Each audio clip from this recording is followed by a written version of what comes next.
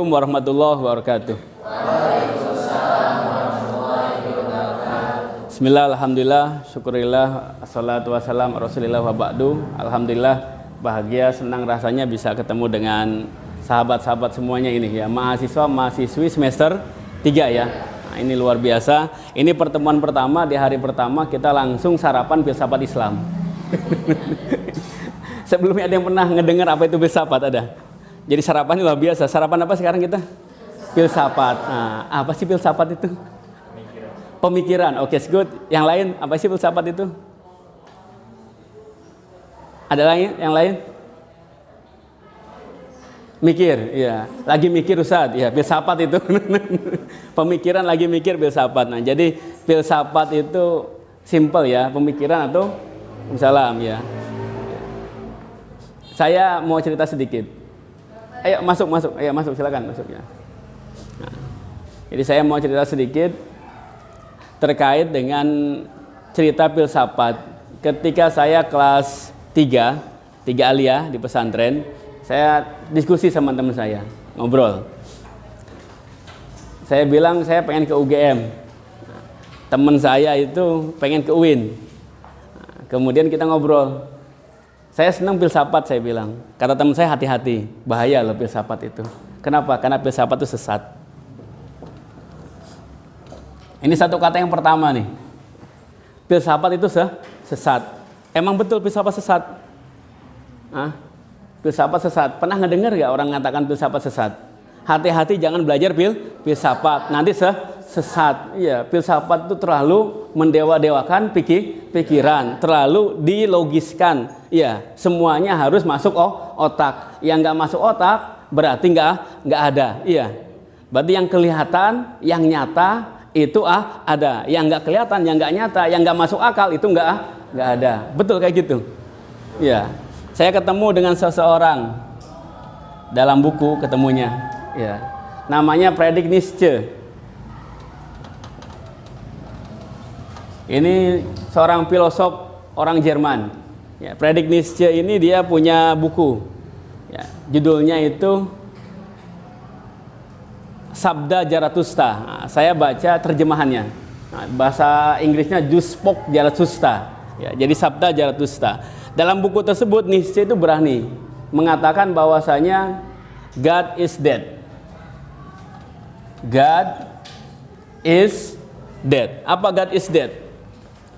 Tuhan telah mati. Waduh, luar biasa ya. Nietzsche ini berani banget ya. Mengatakan apa tadi? God is dead. Apa God is dead? God is dead. Tuhan telah mati. Berarti si Nietzsche ini dia membunuh Tuhannya. Iya. Dan dia mengatakan bahwasanya manusia sudah tidak membutuhkan Tuhan. Manusia itu bisa mengelola semua ya aspek yang ada di dunia dengan pikirannya. Tuhan tuh ada di mana sih? Tuhan tuh ada di mana sih? Ada di mana Tuhan itu? Iya, ada di mana? Ada di mana? Tergantung siapa yang jawabnya. Iya, sekarang masing-masing. Saya kan nanya nih, individu masing-masing. Ya, Tuhan tuh di mana sih? Ada yang bilang Tuhan dalam hati. Iya. Ada Tuhan ada di arah sana. Iya, di langit sana. Iya, ada yang bilang Tuhan ada di mana? Di mana-mana. Iya. Pertanyaan saya berikutnya, kalau Tuhan ada, pernah nggak Tuhan membantu teman-teman sekalian, sahabat sekalian? Ketika sakit, yang ngobatin siapa? Dokter ya? Betul ya? Diobatin sama Tuhan apa sama dokter? Sama dokter ya. Tuhan ada di mana? Waktu kamu sakit. Apakah datang nengokin? Nggak ada, nggak pernah ya. Yang nengokin siapa? Teman-teman ya. Manusia real ya. Yang ngobatin siapa? Dokter ya. Ya, atau suster ya, atau tabib ya. Tuhan di mana? Ketika kamu lapar nih, apakah Tuhan menyuapi kamu? Disuapi? Apakah menyiapkan nasi? Karena apa kita bisa makan? Karena ada siapa? Karena ada petani ya. Kalau nggak ada petani, kira-kira bisa nggak kita makan? Apakah akan ada sepiring nasi di atas meja kalau nggak ada petani yang menanam beras atau padi? Ada nggak kira-kira? Nggak ada. Terus Tuhan tuh di mana ya? Tuhan di mana kira-kira? Nietzsche ini mengatakan Tuhan itu udah mati, udah nggak ada. Kenapa? Karena manusia bisa melaksanakan semua yang dia butuhkan, perlukan dengan relasi manusianya. Jadi urusan dunia ini udah selesai diurus oleh manusia, kata Nietzsche. Bahkan dia ingin menciptakan manusia yang sempurna, yang disebut sebagai adi manusia. Loh, kenapa kok Nietzsche sampai segitunya? Karena dia kecewa. Dia kecewa. Kecewa terhadap apa? Terhadap gereja, institusi keagamaan yang jualan Tuhan. Jadi gereja ini jualan apa? Jualan Tuhan. Bolehlah kamu berdosa, nggak masalah. Kamu melakukan hal-hal yang dilarang oleh Tuhan. Asalkan kamu datang ke gereja, di depan bilik ya pengakuan dosa, kamu bilang saya berdosa, kemudian ngasih uang, selesai, dosanya diampuni. Makanya nggak ada gereja yang bangkrut. Gereja semuanya kaya. Kenapa? Semakin banyak orang yang berdosa, semakin kaya gereja. Nah, iya, betul. Ada nggak masjid yang kaya? Nggak ada. Kalau masjid itu ketika ada keropak, dilihat mana yang paling kecil. Iya, kalau ada 10.000, ada 2.000, ada 1.000. Yang dimasukin yang mana? Yang 1.000. Kalau ada yang 5.000, 10.000, 100.000, mana yang dimasukin? 5.000. Kalau hanya 100.000, jadi nggak masukin? Nggak jadi, lewat aja. Itulah kenapa masjid itu selalu di pinggir jalan nyair. Ya betul. Nah, ini dikritik oleh Nietzsche. Udahlah, kita nggak butuh Tuhan lah. Kita urus sendiri aja urusan kita. Ya, kenapa? Karena gereja ini yang melambangkan instansi ketuhanan, keagamaan, ini sudah tidak mencerminkan keadilan, memeras masyarakat. Itu awal muawal Nietzsche bilang God is dead. Ya. Di samping Nietzsche, saya ketemu juga dengan orang lain. Ya. Dia filosof juga, namanya Iqbal, Muhammad Iqbal. Ini sama-sama eksistensialis. Ya. Sama-sama orang-orang yang mengkritisi institusi agama. Kata Iqbal, gereja itu hancurkan aja lah. Masjid juga udah nggak usah ada masjid lah. Kalau gereja, masjid hanya menjadi lambang kehadiran Tuhan, tapi Tuhan nggak pernah hadir di sana. Apa maksudnya? Orang-orang yang ada di masjid yang mereka selalu mengatasnamakan Tuhan untuk kepentingan sendiri-sendiri. Kadang masjid buat politik, ada nggak kayak gitu? Ada yang kayak gitu. Kadang masjid itu buat apa? Buat memperkaya diri. Ada nggak kira-kira?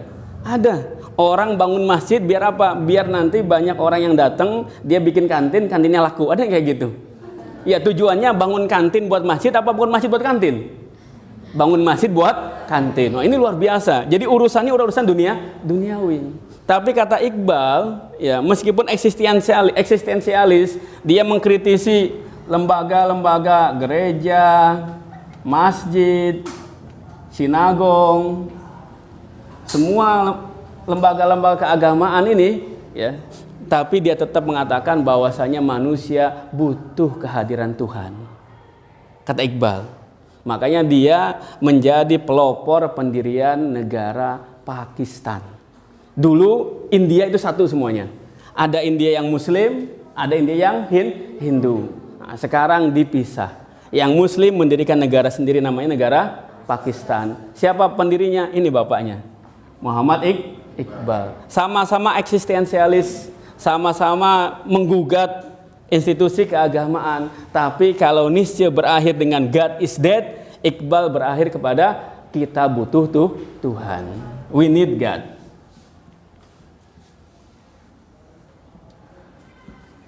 Jadi filsafat sesat nggak kira-kira? Enggak. Jadi filsafat itu tergantung dari mana ya kita memandangnya.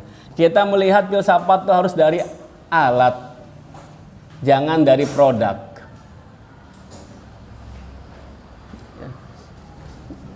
Jadi filsafat itu dilihat dari sisi ini alat. Filsafat itu alat, metode berpikir. Sedangkan ini nih, God is dead, we need God. Ini produk dari sebuah pemikiran. Ya, saya analogikan seperti ini. Ada sebuah pisau. Katakanlah ini sebuah pisau. Pisau ini ditaruh di atas meja dapur. Ya. Ibu datang, masuk ke dapur. Diambilnya pisau tersebut. Dibuka kulkas. Diambil wortel. Diambil kentang. Diambil kol. Kemudian dipotong-potong. Kol, kentang, dan wortel. Diiris-iris, kemudian dimasukkan ke panci, dikasih air, kemudian dikasih bumbu kaldu, dikasih plus sayap ayam, dan juga ceker ayam. Jadi apa kira-kira? Enak gak kira-kira? Mau makan sop sekarang? Mau sarapan sop sekarang? Ya nikmat, enak loh, luar biasa. Ibu taruh itu pisaunya. Dia kembali ke kamar. Ayah datang dari luar, ayah ngelihat pisau, diambil pisaunya, dia keluar. Ada pohon mangga, dahannya ini luar biasa rindang. Salah satu dahannya ini jatuh ke tempat talang air. Maka ayah langsung memotong dahan tersebut, membuangnya. Kira-kira hasilnya apa? Talang air itu tersumbat apa enggak? Ketika hujan kira-kira bocor apa enggak? Gara-gara apa? Ayah ngambil pisau, dipotong dahannya. Pisaunya kembali ditaruh di dapur. Ini udah mulai redup. Matahari udah mulai tenggelam, udah mulai gelap. Ayah sudah ke masjid, ibu sendirian di dalam kamar. Anaknya tidur, masih kecil, usia 2 tahun. Dari balik jendela dapur ada sosok yang mengendap-endap, menggunakan pakaian hitam, kemudian bertopeng. Dia masuk melalui jendela, melihat ada pisau. Diambil pisaunya, kemudian ibu keluar, langsung disandera. Ibu disandera. Apa kata si pencuri ini? Harta atau nyawa? Ibu milih apa? Atau harta nggak punya, nyawa satu-satunya. Mendingan pilih atau. Ya. Kira-kira apa yang terjadi? Bisa nggak dia melukai si ibu? Bisa ya. Kalau nggak ngasih duit bisa dilukai. Kira-kira ayahnya sedih nggak kira-kira? Ya pasti sedih, ditinggalkan oleh ibu. Kemudian ditaruh lagi nih pisaunya. Ya, ibu ngasih harta. Akhirnya duitnya diambil sama pencuri, perampok tadi. Sama emas-emasnya, sama HP-nya semuanya. Anaknya bangun, kan ada keributan nih. Rame-rame ribut, anaknya bangun. Kemudian datang dia kemana? Ke meja lagi di dapur, ngeliat pisau, mau ngambil anak itu pisau, sama ibu langsung diamankan. Anaknya dipegang, pisaunya di atas, ditaruh di atas. Selamat gak anaknya? Andaikan pisau itu dipegang, dibikin mainan sama anaknya, apa yang terjadi? Bisa terluka atau ditusuk ibunya. Iya, perampok gak jadi nusuk ibunya, tahu-tahu anaknya yang ya kita nggak tahu juga itu. Alat pisau tadi apa? Alat. Produknya apa? Sayur sop. Produknya apa? Dahan yang terpotong. Produknya apa? Ibu yang akan ditusuk, ya, disandera. Kemudian anak yang bisa jadi tadi mengiris-iris tangannya. Jangan sampai gara-gara ada anak yang teriris tangannya oleh pisau, kita menyalahkan pisau. Ya, yang salah siapa kira-kira? Ibunya. Kenapa yang salah ibunya? Ya, naruh pisau sembarangan. Nah, ini penting. Filsafat sebagai alat, ya, itu bisa digunakan oleh siapa saja. Filsafat sebagai metode berpikir bisa digunakan oleh siapa saja. Dan produknya tergantung dari penggunanya.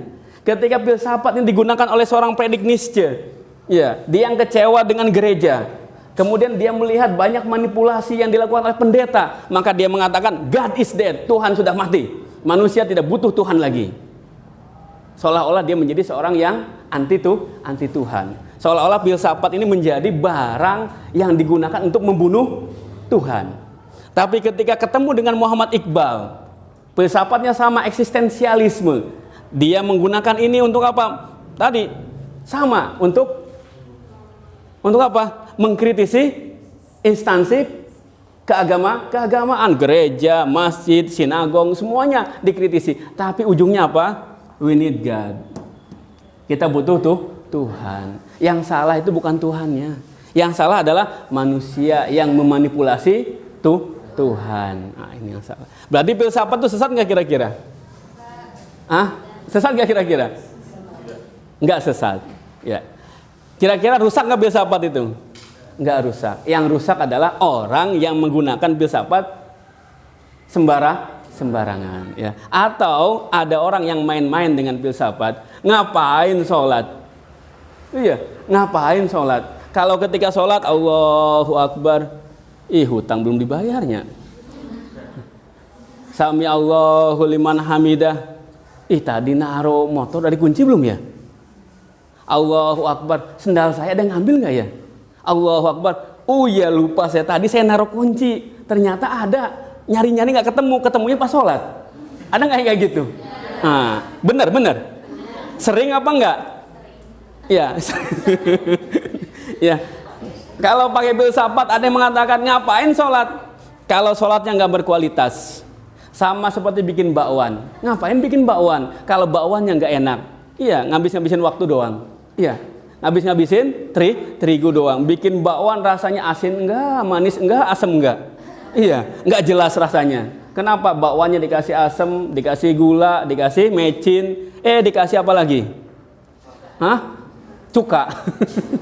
Enak gak kira-kira bakwannya? Gak enak, gak jelas. Ya bakwan harus dibuat dengan sebaik-baiknya, menggunakan bumbu yang tepat sehingga menciptakan bakwan yang renyah dan enak, maknyus, nikmat. Ya, sekarang kalau kayak gitu kira-kira bikin bakwan apa enggak?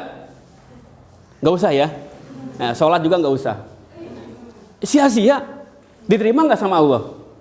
Ngapain kita sholat kalau nggak diterima? Mendingan kita santai dulu aja. Mendingan kita berpikir kayak gini, tapi berpikir yang langsung berbicara terkait dengan ketuhanan. Membuat kita tambah beriman kepada Allah, membuat kita tambah meyakini adanya Allah. Udah nggak usah sholat, diskusi aja, ngobrol aja. Allah itu ada nggak? Ada. Allah maha pengasih nggak? Maha pengasih, maha penyayang, maha penyayang. Diskusi panjang lebar dari pagi sampai malam, tapi meninggalkan sholat. Ada nggak yang kayak gitu? Ada betul. Iya. Kira-kira itu produk filsafat atau alat filsafat? Produk filsafat. Jadi jangan disalahkan filsafatnya ketika ada orang seperti itu. Ada orang yang nggak sholat gara-gara filsafat, bukan salah filsafatnya, salah siapanya? Orangnya. Sama seperti pisau. Tergantung siapa yang menggunakan. Nah, saya yakin ini mahasiswa-mahasiswi semester 3 semuanya di sini insya Allah menjadi orang-orang yang cerdas. Yang bisa menggunakan filsafat untuk kebaikan dan kemaslahatan umat.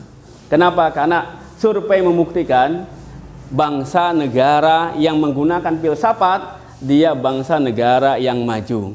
Tapi yang meninggalkan filsafat, bangsa negara tersebut terkubur jauh dari kemajuan peradaban.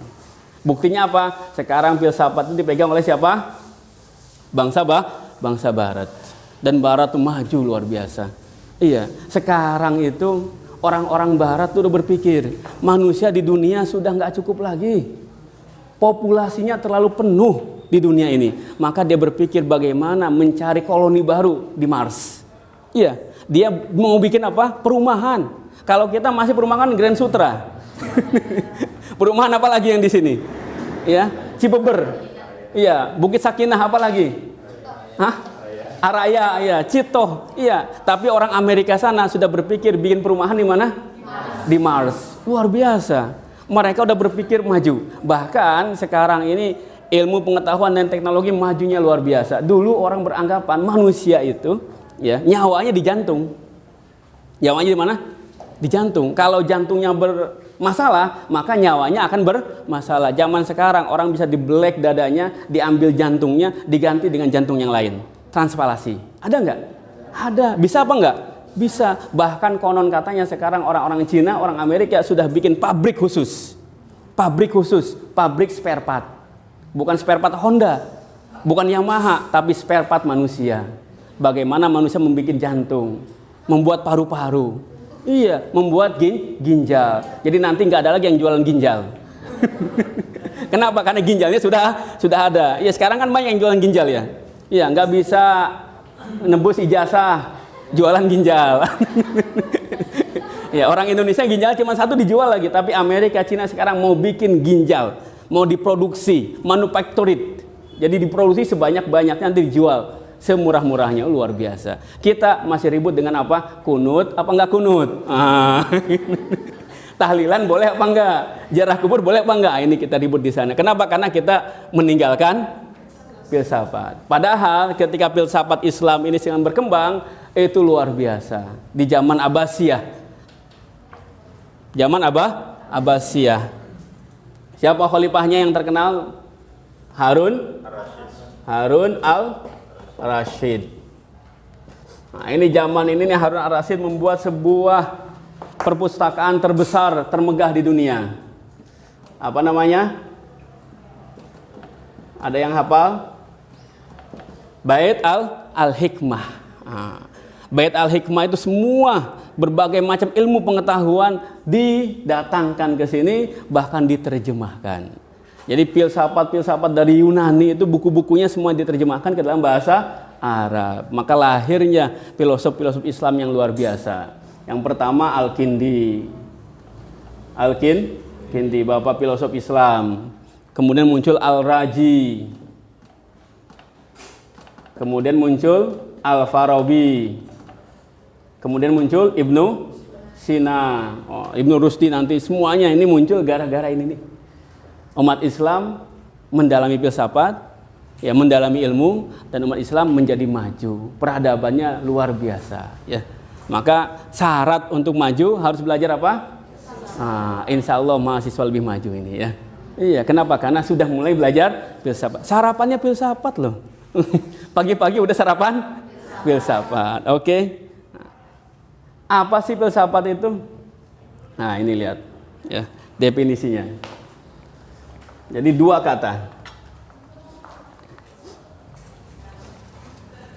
Yang pertama philo. Philo itu apa? Cinta. Yang kedua apa? Sophia. Sophia itu apa? Kebijaksanaan. Jadi filosofia itu artinya apa? Cinta kebijaksanaan. Ya. Filosof itu bukan orang yang bijaksana, tapi filosof adalah orang yang mencintai kebijaksanaan. Luar biasa. Ya. Kalau ini nih lugotan nih secara bahasa. Ya. Nah, kalau yang di bawah ini istilahan nih secara istilah. Jadi kalau di KBBI ini apa itu filsafat? Pengetahuan dan penyelidikan dengan akal budi, akal nih. Kita garis bawahi. Mengenai hakikat nih, segala yang ada, sebab, asal dan hukumnya. Jadi filsafat itu ilmu apa? Yang berbicara tentang hakikat segala sesuatu. Simpelnya itu. Ya. Jadi filsafat itu ilmu yang membahas tentang hakikat segala sesuatu. Ya. Ini filsafat. Kata siapa nih? Plato. Ya. Kemudian Aristoteles mengatakan apa? Filsafat adalah ilmu pengetahuan tentang kebenaran. Ini kebenaran. Yang meliputi logika, fisika, metafisika, dan pengetahuan praktis. Semua pengetahuan induknya adalah filsafat. Sama seperti olahraga. Induk olahraga apa? Atletik, lari. Ya. Jadi induk ilmu adalah filsafat. Jadi semua ilmu akan merujuk kepada induknya ini, yaitu filsafat. Kenapa? Karena dia bicara tentang hakikat. Hakikat segala sesuatu. Ya. Oke.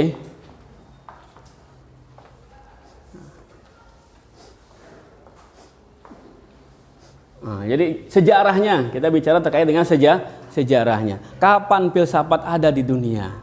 Dan siapa yang memperkenalkan filsafat? Jadi filsafat itu muncul di mana?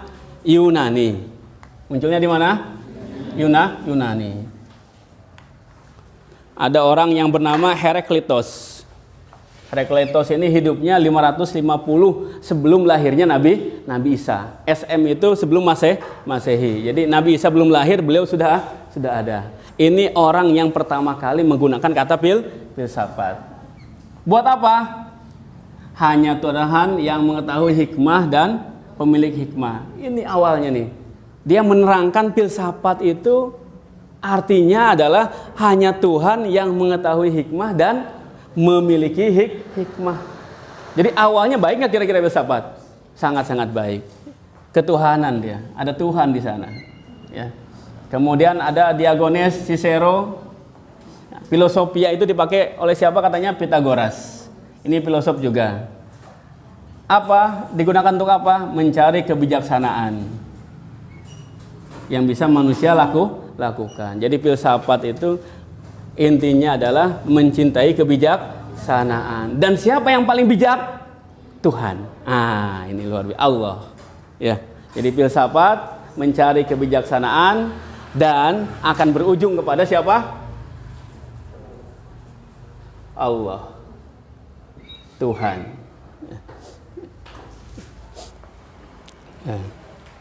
Nah, ini perkembangannya dari era Yunani, Romawi, itu pertarungan antara mitos dan logos. Mitos itu apa sih? Cerita.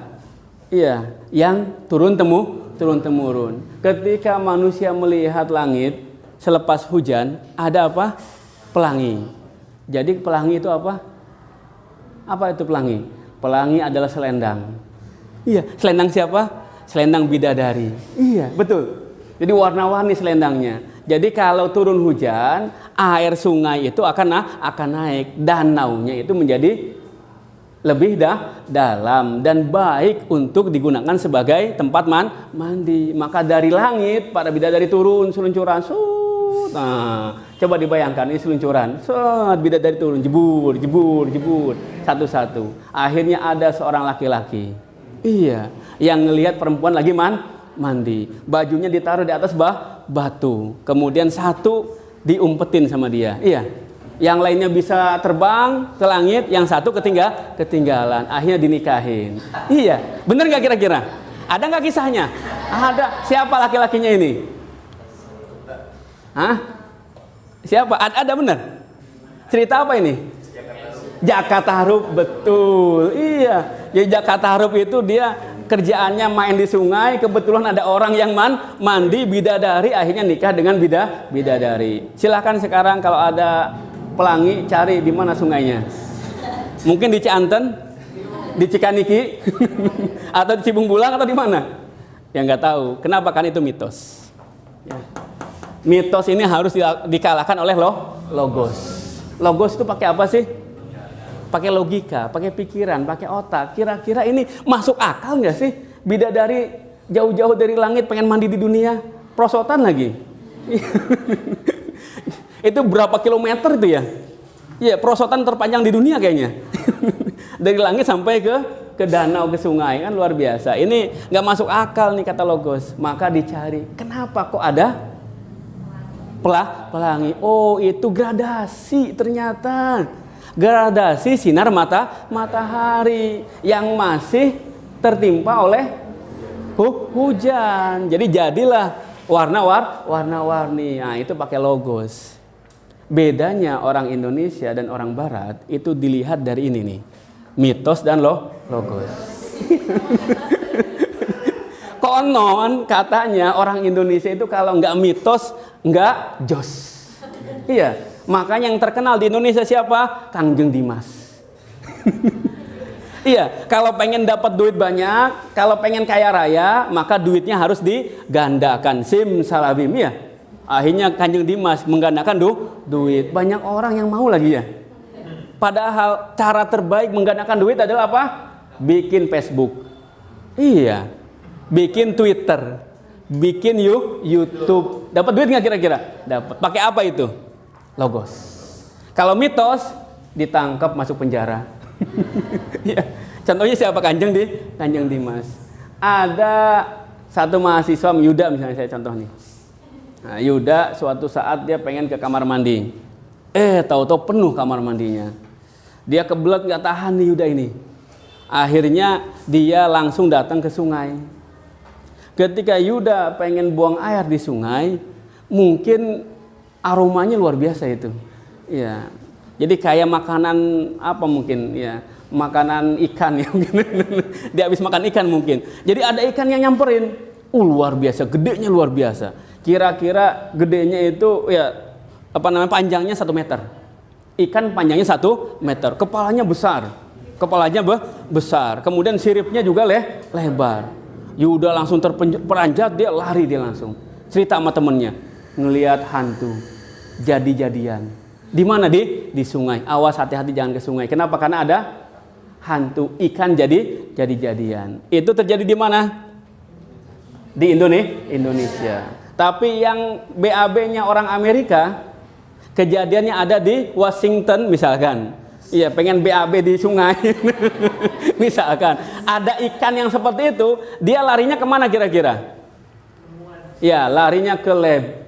Iya, dicari ikannya, kemudian diangkat ikannya, diteliti di lab. Ini spesies apa ini? Ini nama ikan apa ini? Menjadi penemuan terbaru. Itu logos. Jadi ilmu. Tapi kalau mitos, jadi apa? Jadi proyeknya dukun. Hati-hati jangan ke sana. Ada anak perempuan yang ke sana, tahu-tahu teriak-teriak, oh kesurupan, bawa ke dukun. Akhirnya masuklah ke orang pintar. Indonesia ini tempatnya banyak orang pintar. Banyak orang pintar, banyak. Iya, kenapa dukun disebut orang pintar? Kenapa? Karena pasiennya bego. Ya, makanya dia disebut orang pintar. Dan logos itu selalu menang melawan mitos. Bangsa yang masih logos, bangsa yang terbelakang.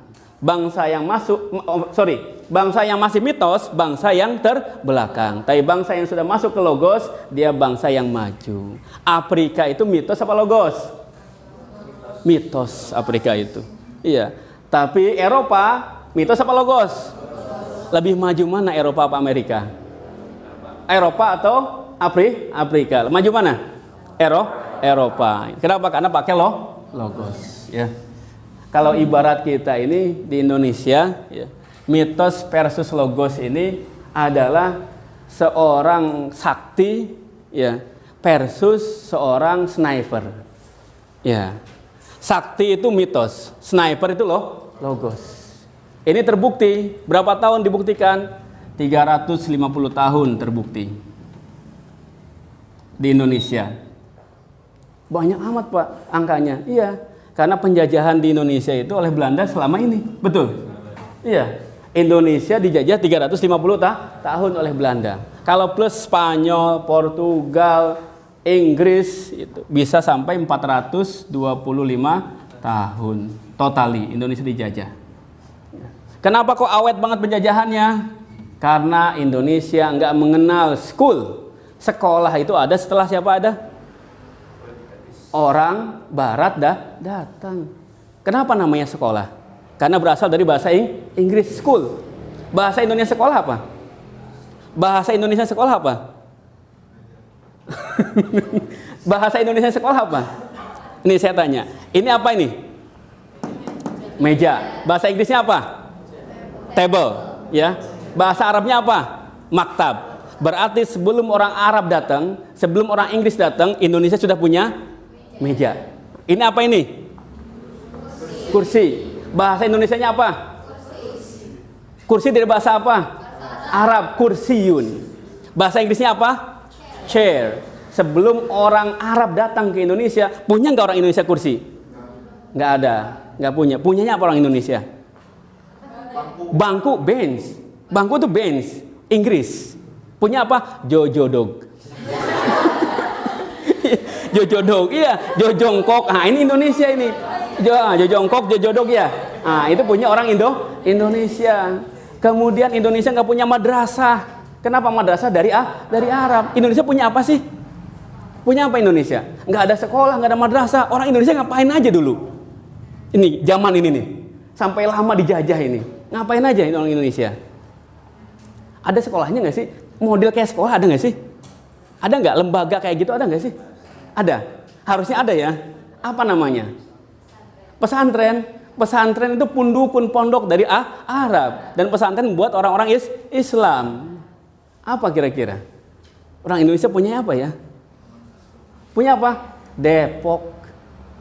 Depok, padepokan. Ngedeprok. Apa ngedeprok? Duduk. Jadi emang lesehan, nggak pakai kursi. Ya. Belajar apa? Silat, betul. Jadi yang paling hebat di Indonesia adalah yang paling sakti. Makanya Indonesia itu the land of jawara. Wah, iya. Semakin jawara semakin keren. Ketika jawara mitos. Ya, jawara itu mitos. Kenapa? Karena dia punya ilmu kanuragan namanya. Tahan bacok. Iya. Anti tembak. Betul. Iya. Ini dia punya nih jurus anti tembak. Anti tembak. Logos, orang Belanda datang ke Indonesia. Dia punya jurus. Jurus apa? Buat tembakan. Ya, company, katakanlah company. Buat apa? Buat senjata. Ya. Satu orang jawara yang anti tembak. Ya, versus satu orang company yang jago tembak. Kira-kira yang menang yang mana? Dibredel aja itu. Jarak jauh. Jangan dekat, kalau dekat bahaya. Kalau jarak jauh bisa nggak kira-kira? Bisa, sangat-sangat bisa. Yang menang siapa kira-kira? Ini ada di film Janur Kuning. Saya senang banget ini ngeliat Janur Kuning. Iya, ketika Belanda versus Indonesia. Kemudian orang Indonesia itu ada yang kuat, yang hebat, namanya Himdamsik waktu itu. Ya, ini pemeran filmnya. Ya, dia langsung datang, maju nih, ditembakin sama Belanda. Ngebul, tahu ngebul? Wah, langsung berasap. Kemudian dia naik apa? Ada ini apa namanya? Bukan benteng ini nih, pagar besi. Naik pagar besi, ditembak ngebul. Kemudian dia naik, ya dia loncat dari atas ke bawah, ditembak berdarah. Tembak lagi berdarah, sakit ya. Tembak dadanya, hampir jatuh dia. Ngelihat ke belakang, jimatnya. Iya, jimatnya. Jimatnya ketinggalan di atas pagar. Akhirnya mati nggak kira-kira? Mati. Kenapa? Karena pakai mitos. Selalu kalah oleh logos. Nah, jadi sekarang kita harus beralih dari zaman mitos ke zaman logos. Ya, dari kebodohan menuju kecerdasan. Dengan jembatan apa? Namanya filsafat. Siap masuk jembatan filsafat? Siap? Oke. Kita kenalan dengan satu orang ini. Ya. Jadi kalau kita masuk ke jembatan filsafat, kita harus kenalan sama ini nih. Ini tokoh yang fenomenal. Kalau bicara filsafat, pasti orang ini disebut. Siapa namanya? Socrates. Ya. Dia lahirnya 470, meninggalnya 399 sebelum Nabi Isa lahir. Socrates bikin quote, ya, ini ditulis sama muridnya, ya, quote-nya ini, ya Plato. Apa quote-nya itu? An unexamined life is not worth living. Ada yang bisa terjemahkan? Examination, apa? Exam apa exam? Ujian. Berarti examined apa artinya? Tidak teruji. Hidup yang tidak teruji is not worth living. Tidak pantas dijalani. Hidup yang tidak teruji tidak pantas dijalani. Makanya kerjaan Socrates itu selalu menguji. Iya, siapa aja diuji. Kalau ujian tuh gimana sih caranya? Bertanya, berdiskusi, berdialog. Kerjaan Socrates, dia jalan-jalan ke pasar, jalan-jalan ke pemukiman, jalan-jalan ke tempat-tempat orang kumpul, kongkow-kongkow. Buat apa? Buat nanya. Ketemu sama orang, jualan apa misalkan? Jualan ikan. Kamu jualan ikan? Ikan itu apa sih? Apa manfaat ikan? Apakah ikan itu bisa menjadi alat untuk kamu menjadi lebih bijaksana? Nah, ditanya terus, tanya. Ujung-ujungnya apa kira-kira pertanyaan Socrates ini? Ujung-ujungnya. Iya, selalu ujung dari pertanyaan Socrates kepada orang apa? Gak tahu. Semakin dia bertanya, orang menjawab, akan ditanya sampai akhir, saya nggak tahu, selesai udah, ditinggalin. cari orang yang baru lagi, ditanya lagi, sampai terakhir nggak tahu, selesai, ditinggalin lagi. Jadi selalu diskusinya ujungnya apa? Nggak tahu. Gara-gara nggak tahu, maka Sokrates menjadi orang yang paling bijaksana. Ini luar biasa. Iya. One thing only I know, that is I know nothing. Ini kata Sokrates. Satu hal yang saya ketahui, saya nggak tahu apa-apa. Karena Sokrates mengakui diri sebagai orang yang nggak tahu apa-apa, saya nggak tahu, maka dia disebut sebagai orang yang bijaksana. Jadi simple bijaksana itu ya. Iya. Tahu nggak planet Mars? Iya, bijaksana kamu. Jadi simple, sangat-sangat simple. Jadi Sokrates itu dia simple, ya kerjaannya nanya orang, kemudian ujung-ujungnya nggak tahu, dan akhirnya karena ketidaktahuan dia menjadi seorang filosof. Kok simple banget ya? Kira-kira apa maksudnya di sini? Seorang yang bijaksana adalah seorang yang mengakui bahwasanya dia tidak tahu. Orang itu kebanyakan mengatakan, ya saya tahu, padahal dia nggak tahu. Pak, tahu rumahnya Pak Suparman? Oh, Pak Suparman yang itu ya, yang kerja di Jakarta ya, yang anaknya namanya Budi ya? Bukan Pak. Oh, saya tahu, tapi padahal nggak tahu. Iya, tahu nggak ini? Iya saya tahu, padahal nggak tahu, dan nggak mau mengakui bahwasanya dia nggak tahu. Orang bijak dia harus mengakui bahwasanya dirinya nggak tahu. Sokrates, kamu bijaksana nggak? Kata Sokrates, saya nggak bijaksana. Justru dengan mengatakan saya tidak bijaksana, dia dianggap sebagai orang yang bijaksana. Oh, ini luar biasa ya. Jadi orang yang bijaksana adalah orang yang mengakui bahwasanya dirinya nggak tahu. Kenapa? Karena dari nggak tahu dia akan belajar. Nah, ini kuncinya. Ini kunci dari filsafatnya Sokrates ini. Ya, dari nggak tahu orang pasti akan belajar. Tapi kalau udah tahu mau belajar nggak kira-kira? Nggak mau belajar. Ya, jadi Sokrates mengajarkan kita untuk selalu belajar. Sampai kapanpun kita harus belajar. Ya. Sokrates punya murid. Nah, namanya siapa? Plato. Nah, ini murid Sokrates yang paling pintar, yang paling cerdas ini. Ini luar biasa.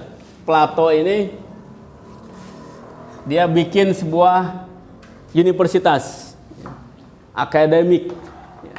Namanya Akademis Plato. Plato mengajar, kemudian banyak murid-murid. Tapi kebanyakan dia menulis ajaran gurunya yang bernama Sokrates. Ini kita baca nih. Ya, to call him wise. Apa itu wise? Bijak. Ini dialog ini sama Phaedrus. Phaedrus nama orang. Ketika Sokrates ngobrol dengan Phaedrus. To call him wise, Phaedrus, would I think be exercise? Pas nggak? Pantas nggak ya? Cocok nggak ya? Exercise. God. Nah, langsung ada siapa? God. Siapa God? Ya, Tuhan. Bagi kita Allah. God alone deserve. Hanya Tuhan satu-satunya yang pantas to be so described, untuk digambarkan sebagai seseorang yang wise. Yeah.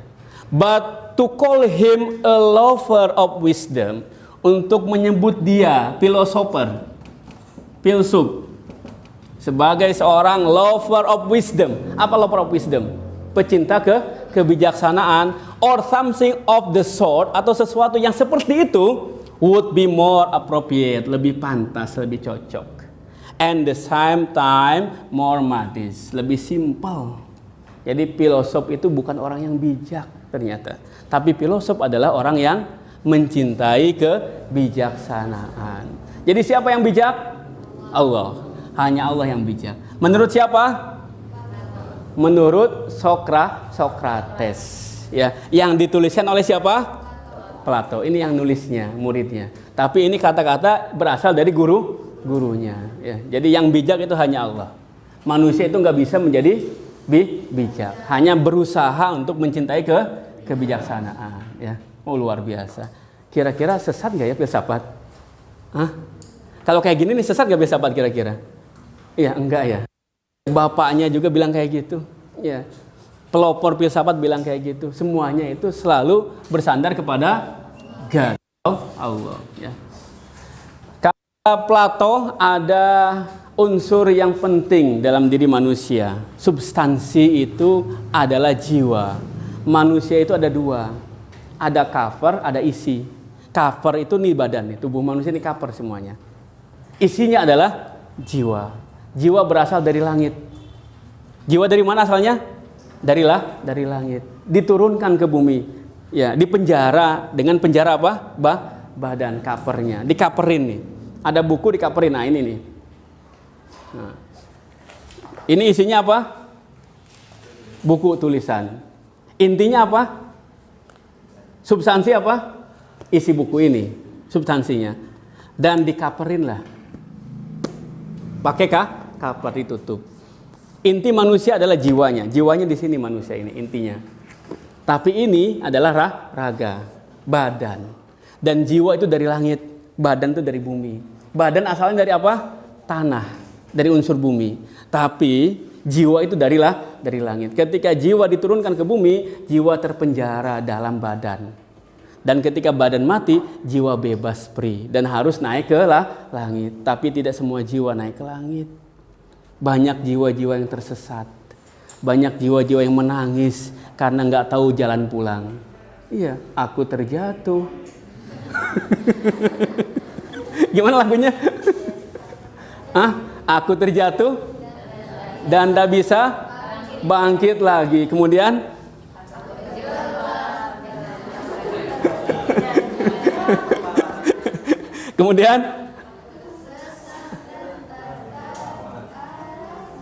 ya, pokoknya yang melo-melo kerjaan perempuan lah. Kalau laki-laki nggak melo ya. Nah, jadi kata Sokrates, kata Plato ya, manusia itu jiwanya diibaratkan kereta kuda. Diibaratkan apa? Kereta kuda. Ada dua kuda, kuda hitam, kuda putih. Kuda hitam itu epitomia, melambangkan nafsu yang rendah, nafsu hayawan, nafsu binatang. Ini nih di sini nih tempat makan, di sini nih tempat seksual, di sini tempat berantem, mempertahankan ya kekuasaan, merebut pasangan. Di sini nih semuanya nih. Ada di mana? Kuda hitam. Tapi di samping kuda hitam ada kuda putih, hasrat dan harga diri. Di sini nih ada namanya tumus. Ya, ini bagaimana manusia berpikir menjadi manusia yang lebih baik, makhluk yang lebih baik daripada binatang. Udah masuk ke dunia manusia nih. Kalau kuda putih positif. Ya, ini negatif. Kemudian ada sais, ada kusir. Siapa kusirnya? Rasio, logostikon, ya. Otak, akal, pikiran. Dan ini harus punya sayap. Kenapa? Karena kalau nggak ada sayap dia nggak bisa naik ke atas, nggak bisa terbang ke langit. Sayapnya apa? Eros. Apa eros? Cinta. Jadi hidup ini bukan hanya logika, tapi juga rasa. Ini. Jadi perpaduan antara logika dan rasa akan membawa manusia terbang ke sorga. Luar biasa. Jadi quotes of the day ini. Coba ulangi lagi. Yanda, ulangi lagi Yanda. Tadi gimana? Hidup adalah tentang apa? Tadi yang saya bilang apa tadi? Belum nggak connect. Siapa yang hafal tadi? Hidup adalah tentang logika dan rasa. Kemudian yang akan membawa manusia terbang menuju surga. Iya. Jadi kalau kita bisa memanage antara rasio dan rasa, insya Allah kuda hitamnya akan kalah, dikalahkan oleh kuda putih, dan kita akan terbang menuju nirwana, menuju surga. Ini menurut siapa? Plato. Ini luar biasa. Ya. Jadi benar nggak sih manusia itu ada sisi positif, sisi negatif, ada sisi buruk, sisi baik, ada nggak? Betul ya, ada ya. Dalam Islam masuk nggak ini? Ada nggak kuda hitam? Kuda hitam itu siapa sih kuda hitam? Kuda hitam itu siapa sih? Iblis, setan. Ya. Kuda putih siapa sih? Malaikat. Selalu kita didampingi oleh kuda putih, kuda hitam. Ada malaikat, ada iblis. Ketika kita bangun pagi-pagi, ya jam 4:30, ya, azan berkumandang. Kata malaikat, bangun, udah ada suara azan. Iblis diam apa enggak? Enggak diam ya. Dia langsung bilang apa? Baru ajan, belum komat. Nah, siapa yang bilang itu? Iblis. Akhirnya manusia ngikut mana nih? Pakai logika kan? Ini gimana kira-kira? Azan apa nunggu komat? Akhirnya kalau logikanya cenderung ke hitam, ya nggak apa-apalah. Yang penting dapat jamaah. Pakai apa itu? Pakai rasio. Tapi rasio yang ngikut sama kuda hitam. Akhirnya bangunnya jam berapa? Jam 6. Iya. Ketika bangun jam 6 sudah ada matahari terbit. Oh, luar biasa. Akhirnya dia sholat. Allahu Akbar. Sholat subuh. Iya. Tapi pas ada orang pura-pura nggak kunut. Kenapa? Biar disangka sholat duha. Pakai apa? Pakai rasa. Ya.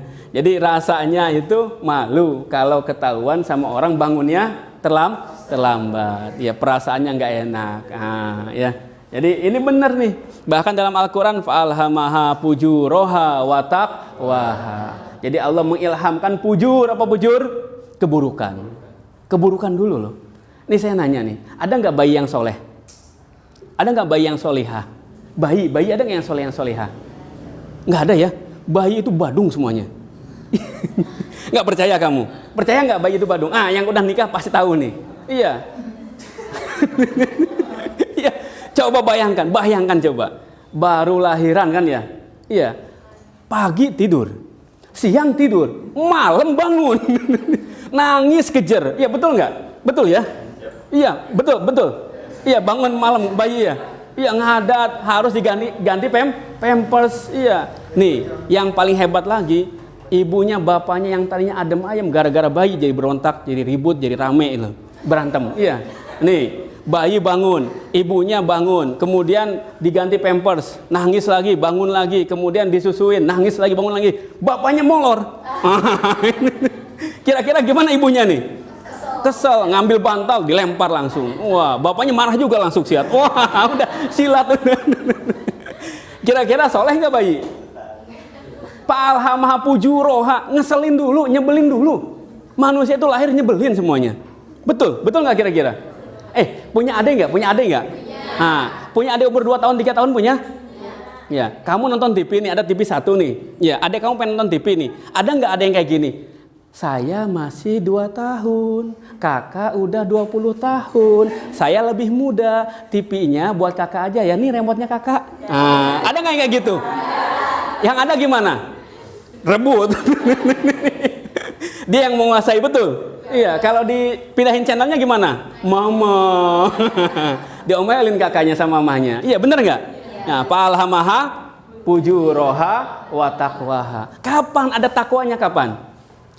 Setelah sekolah, melalui pendidikan, baru ada takwanya. Oh, ini baik. Oh, ini buruk. Oh, ini tepat. Oh, ini enggak tepat. Oh, ini pas. Ini enggak pas. Ya. Jadi dalam Islam juga selalu seperti itu. Ada yin, ada yang. Iya, betul nggak? Itu di mana sih? Cina ya? Yin yang ya.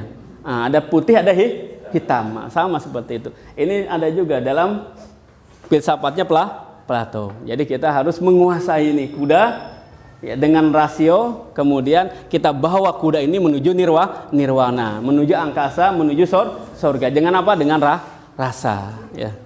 Oke. Terakhir, ketemu dengan ini nih, tokoh filsafat nomor 3 ya, dalam sejarah Yunani. Yang pertama tadi siapa yang kita kenal? Socrates. Yang kedua siapa yang kita kenal? Plato. Yang ketiga Aristoteles. Ini bukan orang Yunani. Ya. Kalau tadi orang Yunani itu dua-duanya. Kalau ini bukan orang Yunani, ini pendatang nih. Ketika Plato bikin sekolah, akademia tadi, kemudian banyak orang yang datang ke sini untuk belajar. Ada anak muda dari Makedonia datang ke sana, bernama Aristoteles. Aristoteles belajar di Akademi Plato. Ya. Kemudian ketika dia sudah pintar, dia pulang ke rumahnya, kembali ke kampung halaman ke Makedonia. Kemudian dia ngajar privat. Siapa yang diajarin? Seorang anak raja. Siapa namanya? Iskandar. Namanya siapa? Iskandar. Bahasa Inggrisnya apa? Alexander. Nah, kalau Arabnya Iskandar Zulkarnain. Bahasa Inggrisnya Alexander the Great. Ada nggak dalam Al-Quran nih? Ada ya, Iskandar Zulkarnain. Jadi ini Raja Makedonia. Ya, ada yang bilang, oh bukan, ini dari Persia, itu banyak versi. Tapi yang lebih terkenal dia dari Makedonia, Alexander the Great. Ini muridnya Aristoteles. Ya. Nah, kemudian apa Aristoteles ini bilang? Knowing yourself is the beginning of all wisdom. Ya. Jadi kebijaksanaan itu dimulai dari mana? Tahu diri. Penting nih. Kebijaksanaan dimulai dari mana? Iya. Ada nggak lagunya? Ada. Hafal semuanya lagunya nih. Oke, nyanyi bareng-bareng ya. 1, 2, 3. Man ana, man ana, man ana laulakum. Kaifama dubukum, kaifama ahwakum. Man ana, man ana, man ana laulakum. Apa sih man ana? Ya. Dalam bahasa anak-anak alay, man ana ini diterjemahkan. Apa terjemahannya? Aku mah apa tuh? Ada nggak lagunya? Ada. Koko silakan nyanyi. Ya, kalau bahasa yang indah itu ini man ana. Siapa saya? Siapa aku? Ini awal dari setiap filsafat pasti selalu menyanyikan siapa aku, siapa saya. Kenapa? Karena penting. Dan ini nanti terkait dengan apa? Tasawuf nanti. Tasawuf itu selalu mengatakan man arafa nafsahu qad arafa rabbahu. Jadi kalau ingin mengenal Tuhan, maka harus kenal dirimu sendiri. Ya. Ini ada nih man ana nih. Ini kata siapa? Kata Aristoteles. Knowing yourself, mengenal siapa kamu, is the beginning of all wisdom. Adalah awal dari segala macam kebijaksanaan. Jadi kalau kamu pengen menjadi orang yang bijaksana atau the lover of wisdom, seorang filsuf, maka kamu harus kenal siapa dirimu. Nah, ini penting. Kadang-kadang kita nggak kenal ya. Saya siapanya? Aku mau apa tuh ya? Ya, jadi harus dikenali diri sendiri. Nah, saya tanya nih, siapa kamu? Nah, jawabannya apa? Hah? Manusia, ya. Siapa kamu?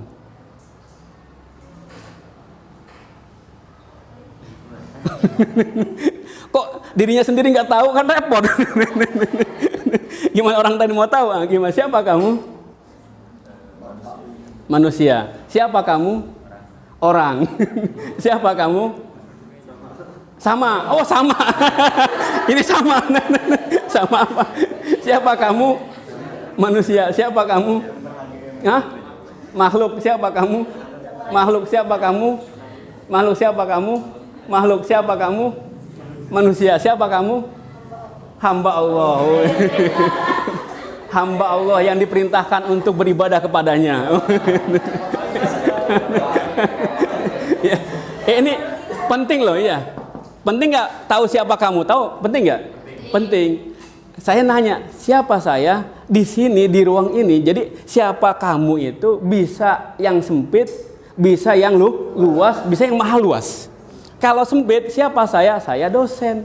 Kalau saya dosen berarti saya menerangkan. Kalau saya dosen berarti saya harus tahu sebelum mahasiswa tahu. Kalau saya tahu saya dosen, kemudian saya datang ke sini, filsafat apa sih? Bapak tahu nggak? Nggak tahu. Oh, berarti Bapak filsuf. Kenapa? Karena Sokrates bilang, saya nggak tahu.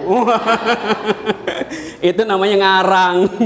Ya, dosen harus tahu sebelum mahasiswa. Ya. Jadi saya tahu siapa saya.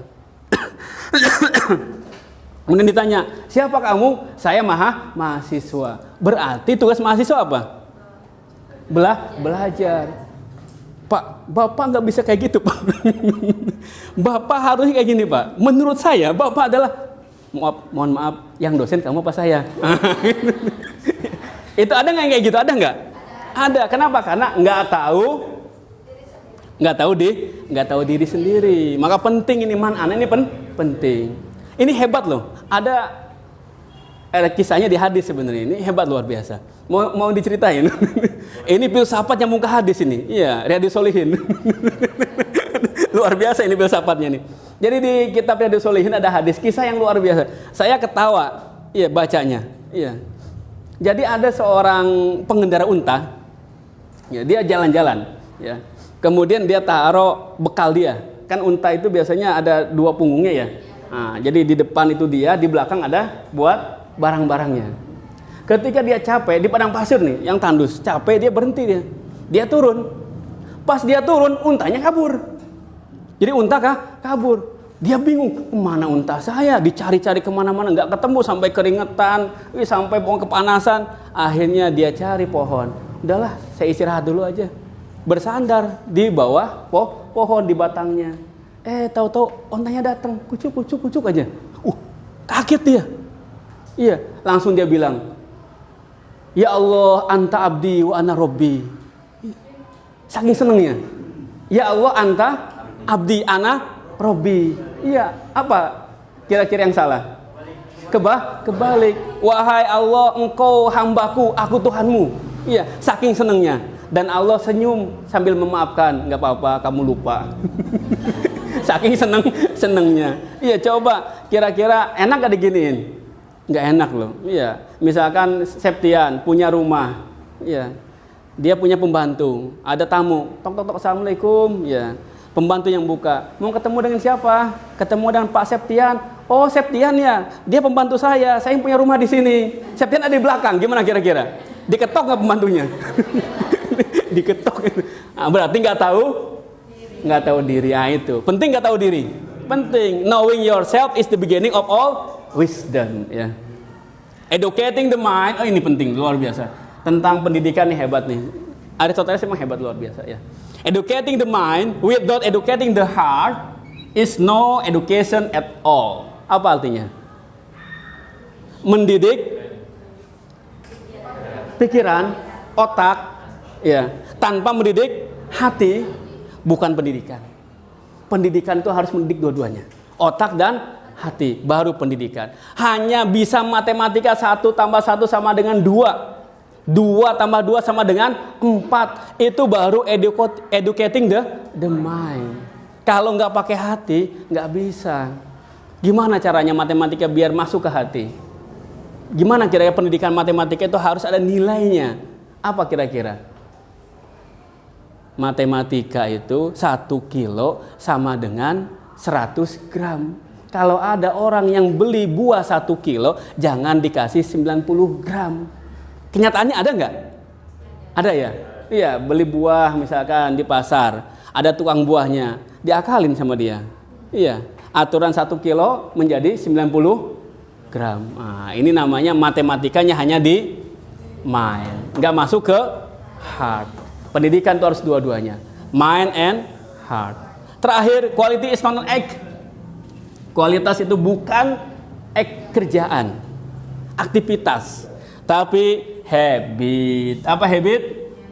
Kebiasaan. Ya. Kenapa kok Lionel Messi bisa mencetak gol banyak? Kenapa kok Ronaldo pinter banget ngegocek? Kenapa kok Michael Jordan itu menjadi pemain basket terbaik? Gara-gara dia act atau habit? Karena habit, karena kebiasaan, karena dia latihan terus-menerus. Ya. Jadi ini masuk dalam kategori al-istiqamatu khairun min alfil karomati. Istiqomah, sesuatu yang dijalankan terus-menerus menjadi habit, itu lebih baik daripada 1000 karomah. Oh, luar biasa. Sokrates hidup sebelum Nabi Isa. Plato hidup sebelum Nabi Isa. Aristoteles hidup sebelum Nabi Isa. Ada nggak Nabi setelah Nabi Isa? Ada. Siapa? Nabi Muhammad. Ada nggak Nabi sebelum Nabi Isa? Ada. Banyak Nabi. Ada nggak Nabi setelah Nabi Muhammad? Nggak ada. Dan nggak boleh nggak boleh ada. Jangan-jangan Nabi? Hah? Nabi bukan? Nabi bukan?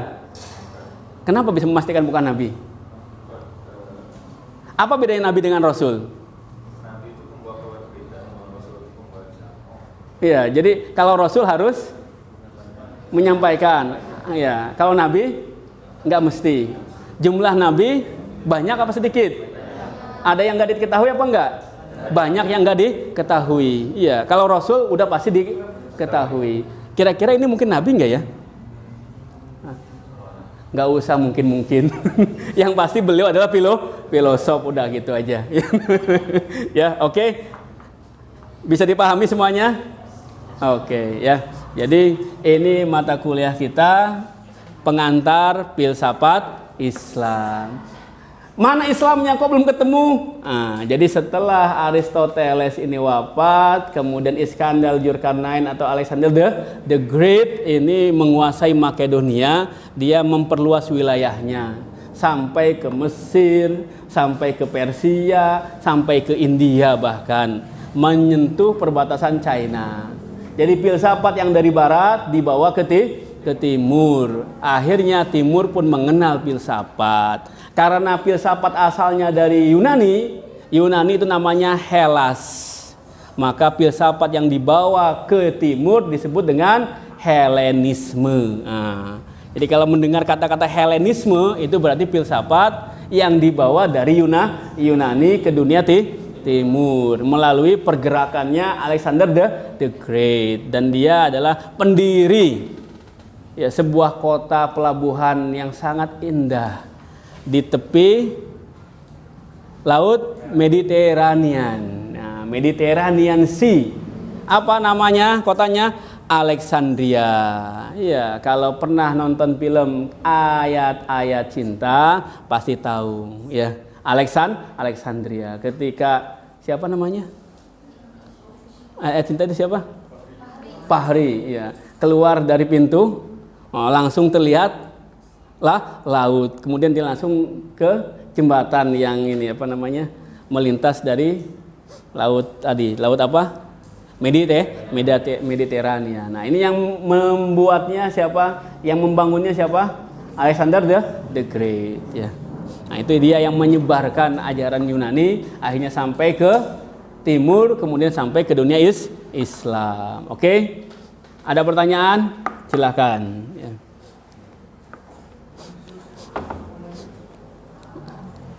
Ini sampai jam berapa kita? Sampai jam 10. Ya. Masih ada waktu ini. Ya. Silakan. Yang mau bertanya ada waktu untuk bertanya.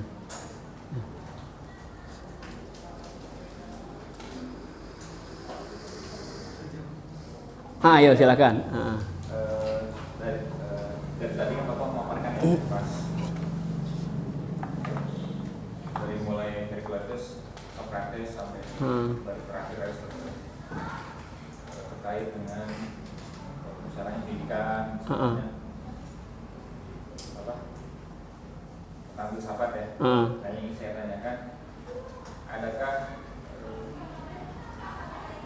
apa ya untuk perlawanan bahasanya untuk cenggahan atau apapun dari penguasa? Iya, gitu. Iya, betul. Ya. Mungkin maksud. Ya, betul. Ya. Jadi Sokrates itu matinya dibunuh. Iya. Sokrates matinya dibunuh, dipaksa minum racun. Kenapa? Karena seorang filosof itu dia selalu mencari kebijaksanaan. Tapi para penguasa dia tiran biasanya. Apa tiran itu? Bertindak zolim. Jadi filosof selalu anti kezoliman. Ya. Sokrates waktu itu dia anti kezoliman. Orang-orang di Athena, para penguasanya itu kebanyakan penguasa yang zolim. Ketika Sokrates ngobrol dengan anak muda, dikasih pencerahan tentang sesuatu yang hakiki, bahwasanya di dunia ini nggak ada yang serba tahu, hanya Tuhan yang tahu. Itu mengganggu para penguasa. Kenapa? Karena para penguasa dia merasa diri sebagai yang paling tahu. Akhirnya Sokrates dianggap sebagai orang yang merusak anak muda. Ya, merusak akhlak anak muda. Dijatuhi hukuman mati dan dia harus minum racun. Ini pertama kali sejarah seorang filosof yang mati dibunuh oleh penguasa. Nanti ada lagi nanti. Ya, banyak filosof-filosof yang mati di tiang gantungan. Ya. Bahkan ada yang mati dirajam, dilemparin batu sampai mati karena dianggap sebagai ahli bid'ah, dianggap sebagai orang-orang yang berpikiran sesat. Ya. Nah, ini selalu seperti itu dalam perjalanan filsafat. Ya. Ketika filsafat bertemu dengan penguasa yang tiran, penguasa yang zalim. Ya. Sokrates. Nanti dalam Islam kita akan cerita nanti. Ada namanya Syihabuddin. Ya. Nama aslinya Syihabuddin. Ya. Nah, Suhrawardi Al-Maktul. Nama terkenalnya Suhrawardi. Disebut Al-Maktul kenapa? Karena dia dibunuh. Dan yang membunuh ini luar biasa. Siapa yang memerintahkan Suhrawardi ini untuk dieksekusi, untuk digantung? Ya. Seorang raja yang terkenal. Ya, pasti kalau saya sebut namanya kenal semuanya. Yang merebut Palestina dari tentara salib. Ya, Salahuddin Al-Ayyubi. Nah, ini nanti seru nanti. Nanti akan saya jelaskan bagaimana peristiwa dramatis ya pertentangan antara Salahuddin Al-Ayyubi dan Suhrawardi yang seorang filosof. Oh, luar biasa itu. Jadi menjadi filosof itu berat. Ya, makanya kata si Iqbal ya dalam film apa? Milenia siapa satu lagi? Iqbal Ramadan. Dilan dan Milia. Ya, Dilan dan Milia. Jadi gimana kata Dilan gimana? Ya, kamu nggak bakal kuat. Ya. Apa? Jangan rindu. Rindu itu berat. Ya. Ya, jadi jangan menjadi filosof. Menjadi filosof itu berat. Cukuplah Sokrates yang menjadi filosof. Ya, jadi Sokrates itu meninggalnya diracun ya. Ya. Jadi ada yang seperti itu ya. Ada yang lain? Silakan.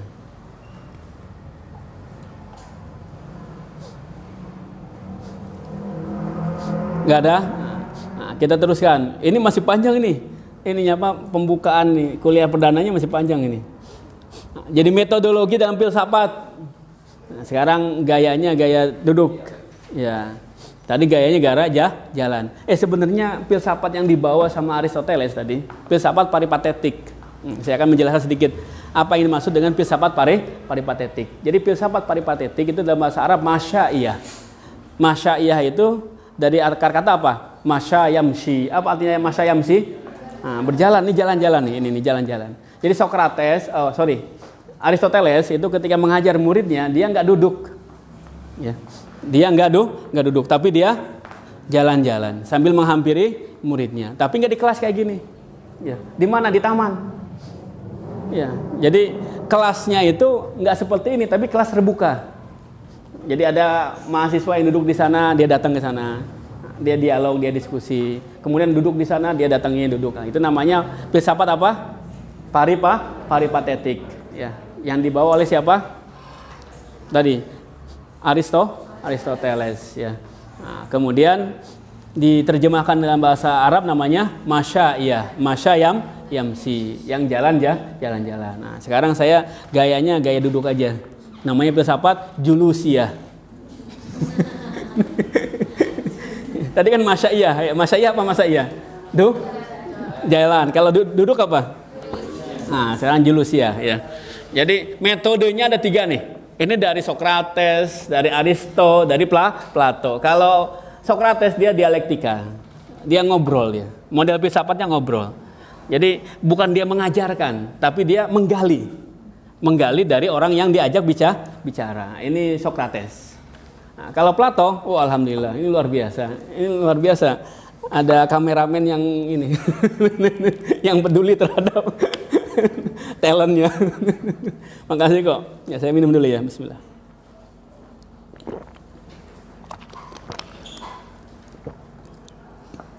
Kalau Plato dia pakainya deduktif, spekulatif. Kenapa dibilang spekulatif? Karena Plato ini disebut sebagai orang langit. Ya, ini disebut sebagai orang langit. Jadi kata Plato, apa yang ada di sini nih, apa yang ada di bumi nih, ya, ini nggak nyata nih, nggak nyata. kamu ini nggak nyata. Ini nggak nyata. Ini nggak nyata nih. Ini nggak nyata. Semuanya nggak nyata. Ya. Kenapa? Karena ini semuanya kopian. Ya. Aslinya itu ada di langit. Nah, namanya dunia ide. Nah, makanya filsafatnya filsafat idea. Nah ini idea nih. Ini filsafatnya si Platon, idea. Jadi semua yang ada, ya, ini adalah kopian dari ide. Ide ada di mana? Di langit. Cetak birunya di langit. Ini tinggal copy paste aja nih, semuanya nih. Ya. Jadi inti adalah idea. Jadi ini bukan inti. Ya, inti adalah idea yang ada di langit. Kuda, ada kuda nggak? Banyak nggak kuda? Kuda asli itu hanya satu. Kuda asli di mana? Di langit. Turunnya kemana? Ke kepala nih.